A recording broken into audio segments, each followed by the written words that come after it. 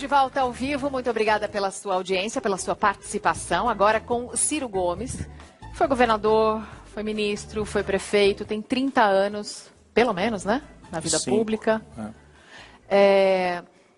E a gente acabou de ver o Leonardo Pisciani, do PMDB, bastante otimista em relação ao governo Temer e ao futuro do partido dele.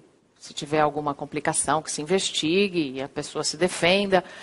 Mas, dadas as últimas revelações e as últimas gravações e as últimas delações, você acredita que isso seja possível? Essa aparente calma? Eu vou fazer uma homenagem a uma porção de amigos que me pediram para dizer boa noite. Boa noite. Primeiramente, fora Temer. Não é possível. Mas o PMDB, é evidente que eu não quero ser indelicado com o ministro que acabou de sair, mas o PMDB é um ajuntamento de grupos estaduais, para começar moderadamente, que caracterizou-se mais recentemente por uma quadrilha.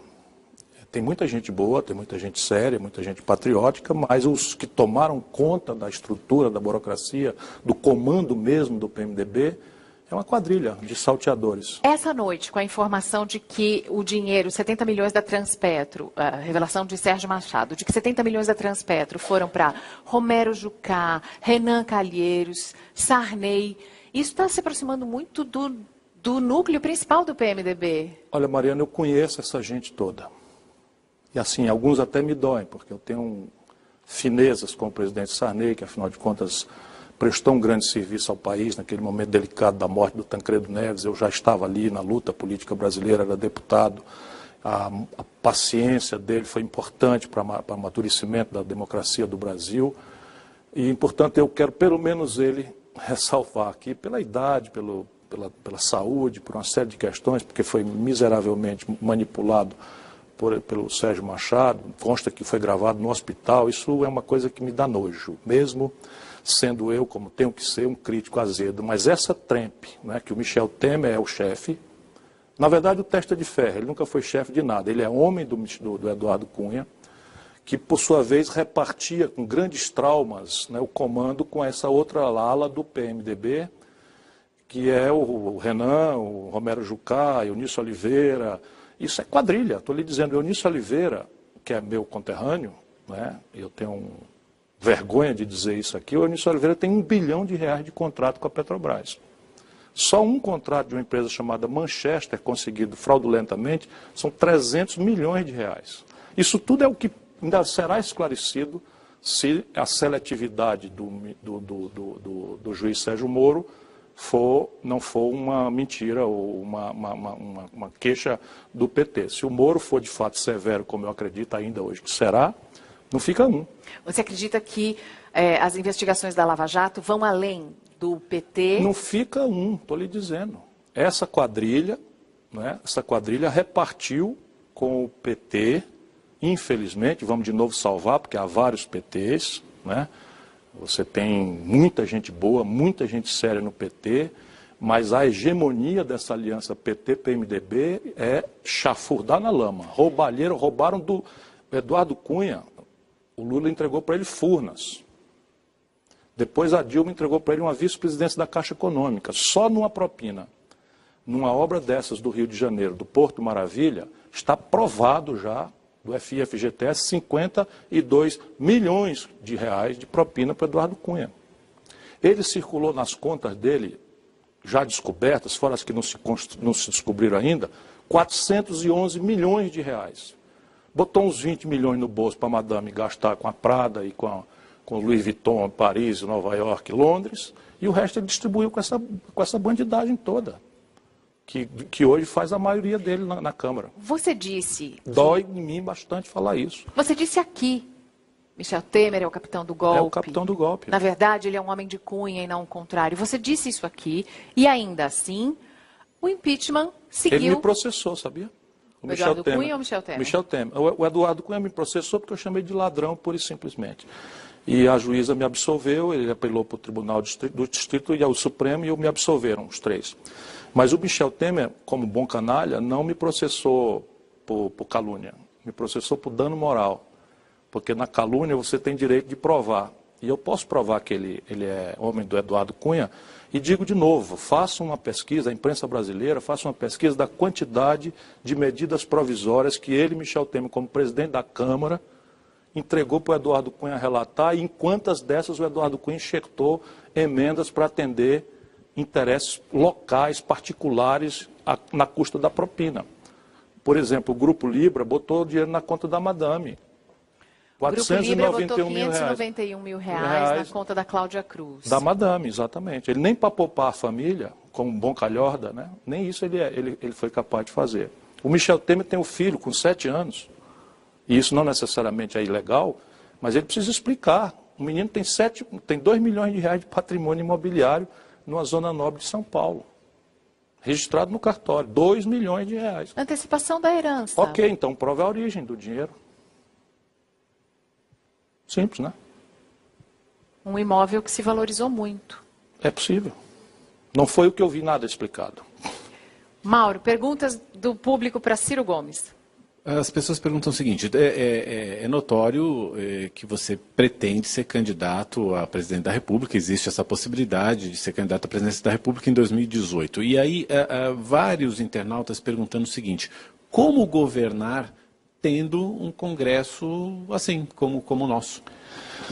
Eu vou pensar 1000 vezes antes de ser candidato. Falo isso olhando para os seus olhos, para os olhos da população, porque eu já fui candidato 2 vezes e agora as coisas pioraram de um jeito tal que a tarefa para um camarada como eu, que pensa o que eu penso, que fala o que eu falo, que defende os valores que eu defendo, de ser candidato, é praticamente inumana, né? Se não me mandarem matar, né? Se não me envenenarem no processo, eu vou sofrer o pão que o diabo descascou. Naturalmente, não terão o que me chamar de ladrão, porque 36 anos, nem respondi nenhum inquérito, pode inventar um daqui para frente e eu enfrento eles. Cuidado com o seu cabeleireiro. Você até careca eu sou. Né? Isso é uma mentira infame.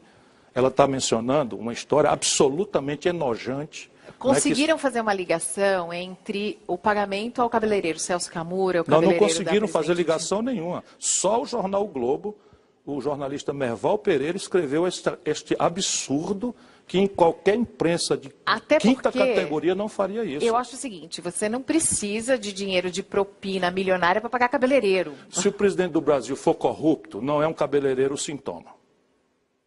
Se ele for corrupto, nem sequer, o que não quer dizer que não haja frouxidão moral. Eu sou muito azedamente crítico da frouxidão moral de um certo novorrichismo que tomou conta de um pedaço do PT.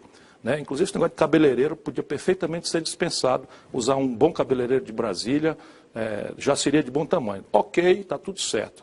Mas não é razoável, e isso só está acontecendo, povo brasileiro, porque começou a cair a máscara do golpe. Então eles vão fazer uma onda de propaganda para ver se impede um processo de abertura dos olhos que está acontecendo com a nossa gente querida. Né? Enquanto o PT atacou as pessoas que foram na rua protestar contra um governo praticamente indefensável, como era o governo da Dilma, nos vulneramos à ruptura da democracia. E agora o nosso generoso povo está gradualmente vendo, não é, que aquela motivação moral, não é, contra o escândalo da Dilma está piorada, porque não é possível, em 15 dias você cai 2 ministros, mas tem 7, ele agora nomeou a ministra, ou a secretária representante das mulheres que ficaram sem representação no Ministério, uma senhora que responde por desvio de dinheiro de emenda parlamentar, que é a mais vulgar das formas e mais generalizada das formas de roubar dinheiro público. Emenda parlamentar, Luiz Erundina explicou aqui numa recente entrevista, o deputado tem direito a uma certa quantidade que ele pede para passar para um hospital, alguma entidade na sua cidade. O jeito de se desviar dinheiro você tem uma ONG ou uma empresa que acaba devolvendo uma parte desses recursos. Esta senhora, ex-deputada do PMDB, claro, né, de um estado que eu não lembro agora o nome, está acusada pela Procuradoria da República, está respondendo ao processo. Então há um absoluto despudor do senhor Michel Temer em se cercar de ladrões. Então tem o primeiro movimento, só terminar o raciocínio. O segundo movimento é a questão econômica. Eu quero nesse programa, se você me der a oportunidade, a gente ajudar o nosso povo a entender o que está no jogo de verdade. Você tem hoje, por exemplo, ontem à noite, anteontem de madrugada, a Câmara Federal, essa mesma que fez o impeachment da Dilma, que a gente assistiu aquele espetáculo, criou 14 mil cargos novos. e deu aumento para todos os grupos de salário que já são os mais altos do Brasil. Para os políticos, os próprios deputados se atribuíram um aumento gigantesco, e no dia seguinte, quando se esperava que o Michel Temer desse alguma coerência, ele pediu um aplauso para a Câmara, porque isso é o PMDB. Salvo as exceções, é a fisiologia, é o clientelismo, é a manipulação da máquina do Estado para encher o bucho de Mas dinheiro talvez roubado. uma parte da imprensa esteja percebendo agora que não acabou com a corrupção. Eu não sou dos tais que critica a imprensa em tese. Eu não faço isso. Eu acho que democracia, eu já te disse aqui, é um regime de conquista. E o grande remédio para a democracia, para a questão da mídia, é o controle remoto. Então, se a Globo quer manipular minha cabeça, eu desligo. Passo para a Rede TV, vou assistir o programa da Mariana Godoy, onde transitam todos os lados da política. Enfim. Todo mundo. Pois é. Ao vivo.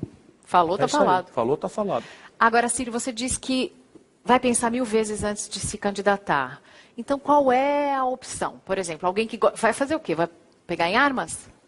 Repare bem, no Brasil hoje estão acontecendo coisas que em nações menos pacíficas, para dizer uma mistificação sociológica, porque tudo que falta é paz no meio do nosso povo.